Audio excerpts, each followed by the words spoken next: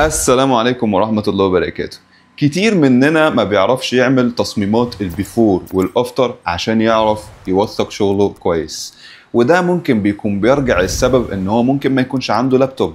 عشان كده في الفيديو ده احنا هنتعلم ازاي نعمل التصميمات بتاعتنا على الموبايل بس بواسطة برنامج كانفا. ولكن قبل ما نبدأ الفيديو ما تنساش تعمل لايك وسبسكرايب هنا على قناة اليوتيوب، وما تنساش تعمل فولو على بيج الانستجرام بتاعتنا عشان بننزل هناك نصايح وبننزل ريلز عن الديجيتال موشن جرافيكس وغيره. وبس كده يلا بينا نبدأ الفيديو بتاعنا.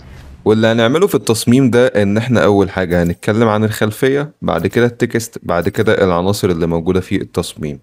ومش هتفرق احنا هنستعمل برنامج ايه، هي اللي بيفرق ان احنا بنبقى عارفين الادوات وهل موجود في مخيلتنا اللي احنا عايزين نعمله ولا لا.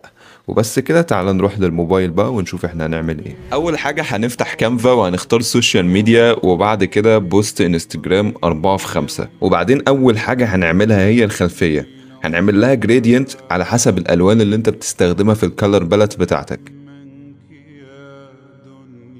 وهنحط لها النويز دي، وهحط لها فلتر، وهقلل الشفافية بتاعتها. بعد كده هجيب الحاجة اللي عايز اعمل لها بيفور اند افتر على حسب بقى الحالة اللي انت شغلها، وهعمل الزوايا بتاعتها تكون مدورة مش حادة، وهحط لها ستروك.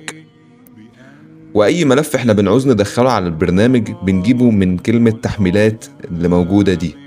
وبعد كده هحط التكست، هنكتب كلمة كومبليت وهنكبرها ونعملها بطريقة مناسبة وهنحطها في نص التصميم. وبعد كده هلعب في التأثيرات وهختار الحاجات اللي عملتها في الفيديو دي.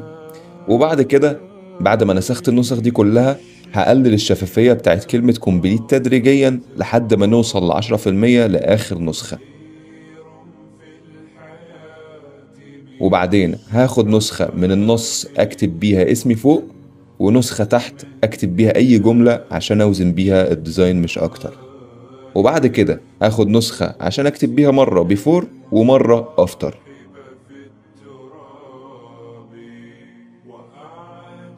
وبعدين هروح على العناصر وهسيرش على كلمة توث وبعدين 3D عشان يطلع لي السنة دي، وهقعد الفها كده 360 درجة لحد ما الاقي الزاوية المناسبة، وهاخد منها نسخة كمان واحطها تحت، وكده يبقى تمام.